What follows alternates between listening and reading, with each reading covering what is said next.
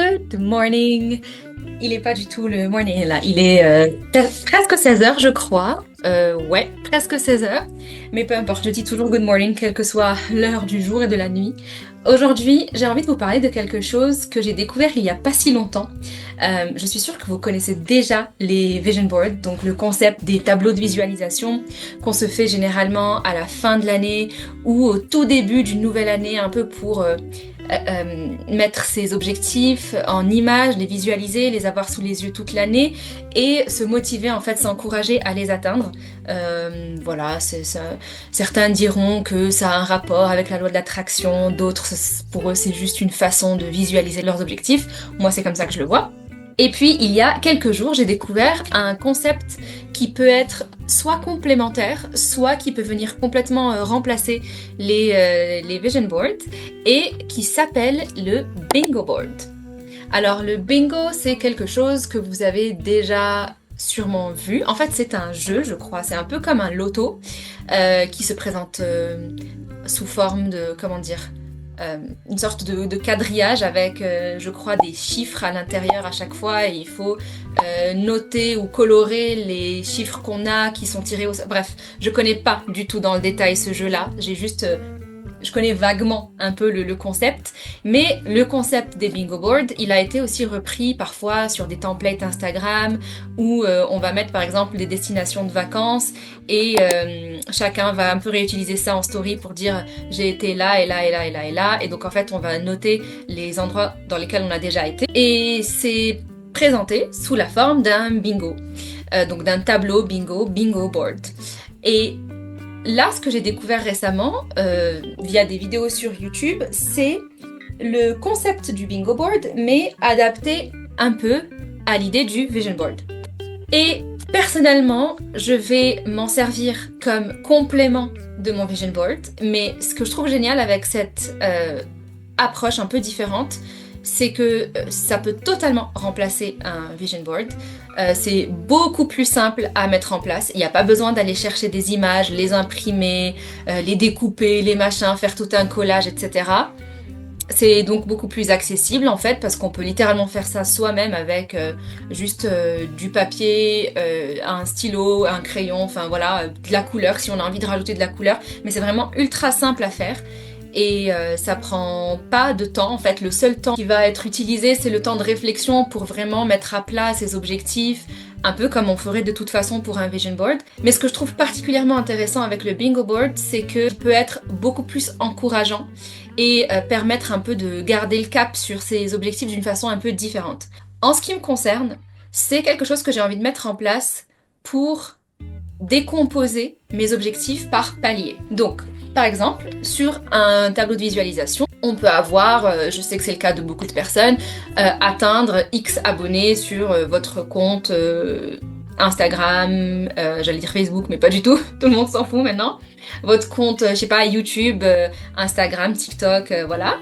Et on va mettre, disons que vous voulez 10K, 10 000 personnes ou 100 000 personnes qui vous suivent, enfin, peu importe. Ça va être vraiment mis sur votre vision board, sauf que vous allez peut-être à la fin de l'année ne pas atteindre les 100K, mais peut-être 60, 70, 80, ou en tout cas vous aurez progressé par rapport au point dans lequel vous étiez au départ.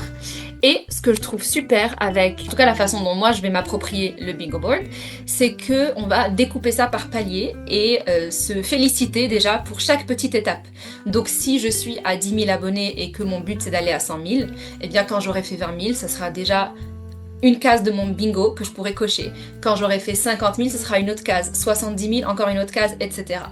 Un autre exemple, ce serait, et là c'est mon cas, c'est un objectif de perte de poids.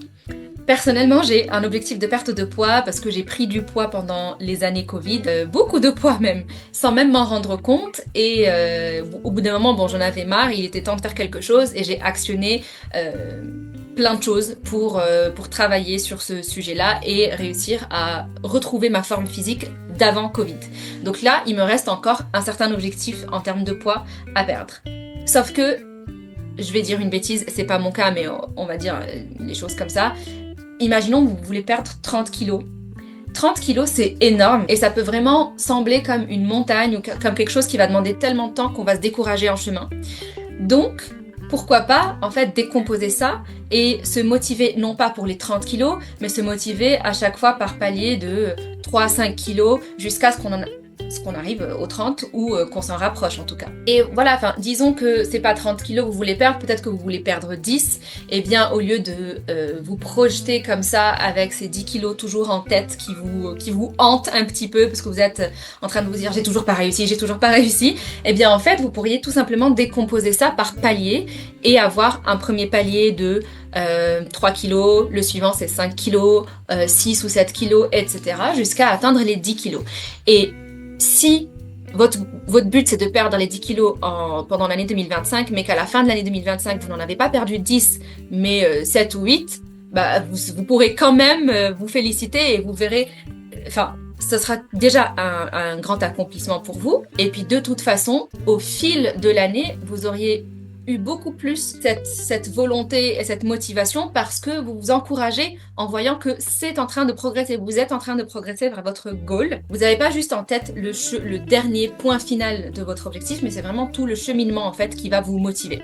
Imaginons que vous avez pour objectif d'atteindre un certain chiffre d'affaires et je sais pas, vous voulez doubler votre chiffre d'affaires ou tripler votre chiffre d'affaires, ou alors vous avez une somme en particulier en tête que vous voulez atteindre, eh bien peut-être que vous pourriez encore une fois décomposer ça par palier et vous dire si j'atteins X K euros, c'est un premier palier, puis encore le double de ça, c'est un autre palier, etc., etc., jusqu'à arriver au montant final que vous voulez atteindre.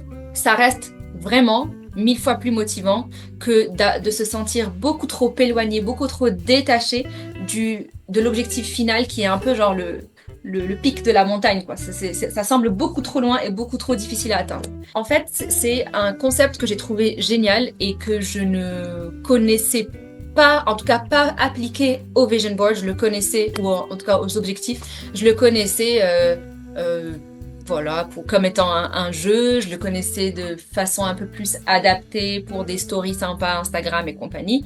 Mais c'est vrai que c'est une super bonne idée de l'utiliser en complément d'un vision board ou en remplacement d'un vision board. Je sais pas vous, moi le vision board je l'imprime jamais. Vraiment, je peux pas. J'ai la flemme d'aller faire imprimer des photos ou on peut aussi juste découper dans des magazines, mais je n'achète plus de magazines, donc en fait je n'ai si je veux faire un truc vraiment visuel, généralement je dois passer par Pinterest, trouver les images qui m'intéressent, les assembler, que ce soit sur Canva, Photoshop, peu importe, et ensuite faire mon tableau et voilà. Certains vont imprimer le résultat final, d'autres vont imprimer image par image, faire du découpage, créer ce tableau vraiment avec leurs mains. Et moi, comme d'autres, je garde ça uniquement en version digitale, version numérique. En fait, je le mets vraiment en fond d'écran sur mon ordinateur. Et là, cette année, je l'ai aussi mis en fond d'écran sur mon téléphone. Mais ça s'arrête là. J'ai pas du tout envie de m'embêter à aller l'imprimer, même si je sais que c'est plus sympa, c'est plus motivant, c'est plus fun de l'avoir sous les yeux tout le temps et j'aimerais bien, mais en même temps, j'ai vraiment pas envie d'aller imprimer ça. Donc, faire ce bingo board juste à la main, ça me demande aucun effort, pas besoin de matériel, pas besoin d'aller imprimer des choses ou d'aller chercher des trucs un peu partout. Bah, c'est beaucoup plus accessible et beaucoup plus motivant et ça permet quand même de garder un œil sur ses objectifs. Et ça fait entrer un côté un peu ludique, un peu genre comme un jeu. Parce que c'est comme atteindre le prochain niveau à chaque fois d'un jeu vidéo, par exemple. Parce que à chaque fois, on va toucher un palier différent de nos différents objectifs. Alors, les bingo boards, ils se présentent de toutes les tailles possibles. Ça peut être 3 lignes comme ça et 3 lignes comme ça. Donc, on a 9 cases au total. Ça peut être autant de lignes que vous voulez pour créer autant de cases que vous voulez. En général, la case du centre, bah, c'est la case où on va mettre l'année, genre 2025. Mais quoique, vous faites comme vous voulez. Vous pouvez mettre l'année tout en haut et ensuite avoir toutes vos cases qui sont différents paliers de vos différents objectifs. Du coup, comment procéder pour créer et mettre en place ce bingo board? Exactement pareil que si vous alliez faire un vision board, avant de vous attaquer à la recherche d'images, etc., il y a quand même une phase de réflexion. C'est un peu comme pour les shootings en fait. Il y a une phase d'introspection, de réflexion, un peu de réflexion stratégique avant d'aller à l'organisation du shooting et de se rencontrer pour commencer à faire des photos.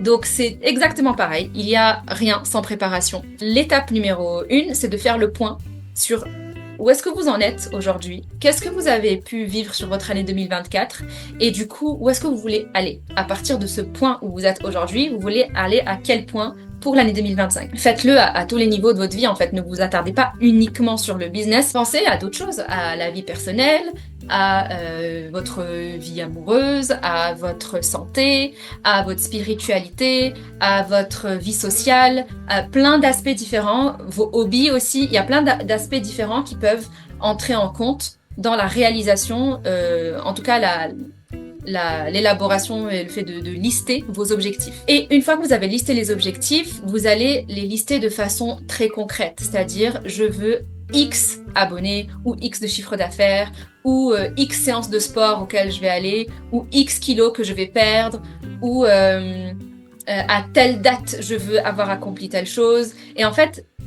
essayez de les quantifier déjà dans un premier temps, les objectifs, et peut-être aussi d'y mettre une deadline. En fait, ça dépend des sujets, mais grosso modo, la deadline, ce sera le 31 décembre 2025. Mais il y a d'autres sujets pour lesquels peut-être vous auriez une autre deadline.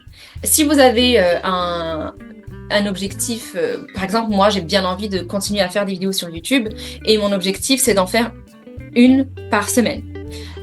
Peut-être que je pourrais décomposer ça par palier et me dire, d'ici le mois de mars, il faut que j'ai posté X vidéos entre janvier et mars. Donc 12 vidéos d'ici la fin du mois de mars. Et si j'ai réussi à tenir le coup jusqu'au mois de mars, eh bien c'est un premier palier que j'ai atteint. Donc en quelque sorte, on peut voir ça comme une deadline, c'est-à-dire que d'ici fin mars, il faut que j'ai fait 12 vidéos, ou on peut le voir comme un objectif qui est quantifié, c'est-à-dire 12 vidéos d'ici telle date. Enfin bon, bref, ça va dans les deux sens de toute façon. Une fois que vous avez fait votre réflexion, vous avez fait le point sur où est-ce que vous en êtes par rapport à l'année 2024, par rapport à ce que vous avez envie d'accomplir pour la suite, vous allez vraiment mettre des mots sur vos objectifs. Ensuite, vous allez vraiment les quantifier et là, vous allez les décomposer par paliers. Et c'est ces paliers qui vont se retrouver sur les différentes cases de votre bingo board. Et enfin, une dernière chose par rapport au bingo. En fait, le jeu en lui-même, selon les différentes règles, qui peuvent varier. Mais en général, le but du jeu, c'est de remplir soit une ligne en entier, ou une colonne en entier, ou une diagonale, ou une forme en particulier. Et en tout cas, une fois que ces formes, ces lignes sont remplies, il y a une récompense en fait pour celui qui aura réussi à remplir cette ligne en premier ou la remplir tout court. Si on veut transposer ça aux objectifs business et à ce que je disais par rapport au fait de décomposer des objectifs en paliers, le but ça va être de ne pas mettre tous les paliers d'un même objectif sur une même ligne parce que sinon c'est pas amusant et vous n'aurez pas rempli une ligne d'ici la fin de l'année. Si, peut-être, c'est le but, bien entendu, mais vous l'aurez pas rempli assez vite. À l'inverse, si vous mettez une case qui concerne votre perte de poids, la case suivante qui concerne un chiffre d'affaires, la case suivante qui concerne le nombre d'abonnés, l'autre case qui concerne quelque chose par rapport à vos hobbies, etc. Si vous réussissez à remplir une ligne comme ça, eh bien vous pouvez peut-être vous récompenser et penser à quelque chose qui pourrait vous faire plaisir. Je sais pas, un achat que vous aviez besoin ou envie de faire pour votre business ou juste pour votre plaisir personnel. Peut-être un petit repas spécial, un petit dîner ou déjeuner spécial que vous avez envie de vous offrir. Mais quelque chose, voilà, qui vous motive encore plus. Vous serez déjà de 1 motivé parce que vous avez décomposé vos grands objectifs par palier. Et une fois que vous aurez réussi à remplir une ligne, une diagonale, une colonne, voilà, vous pourrez en plus vous récompenser d'avoir complété toute une partie de votre bingo. C'est à peu près tout. Pour ma part, je vais essayer de décomposer mes objectifs en différentes catégories. Par exemple, il y a la catégorie business, travail. Il y a la catégorie finance, finance perso ou finance pro. La catégorie santé. Pour mon cas, donc c'est par rapport essentiellement à la perte de poids, mais pas que. Il y a la catégorie hobby que j'ai aussi envie de mettre en place parce que j'ai des passions que j'ai envie de développer depuis tellement longtemps et pour lesquelles je prends pas assez de temps. Donc je vais aussi remplir ça, mettre ça dans mon bingo. La catégorie spiritualité aussi. Ensuite, je sais pas si je l'ai déjà dit, mais je suppose que oui, il y a la catégorie vie perso. Ensuite, bien sûr, il y a les grands objectifs un peu plus larges, un peu plus comme les grands rêves, les grandes ambitions, les grands comment ça s'appelle? Bah, la vision globale, tout simplement, d'où le concept du vision board. C'est ça les différentes catégories que je vais personnellement choisir de mettre sur ce bingo board et que j'ai aussi de toute façon mis dans mon vision board. J'espère que ça vous aura donné quelques idées et que ça vous aura inspiré et motivé surtout. Donc j'espère que vous allez le faire, ce bingo board pour vous, parce que ça va vraiment vous booster pour atteindre vos objectifs. Pour ma part, je vous dis rendez-vous à la prochaine vidéo. Je n'ai toujours pas récupéré mes caméras de vlog. C'est pourquoi je fais des vidéos un peu plus posées comme ça. Mais j'ai reçu un message, donc bientôt je vais pouvoir aller les récupérer quand on me communiquera la date où je dois passer les chercher. Voilà, donc c'est déjà une moitié de bonnes nouvelles.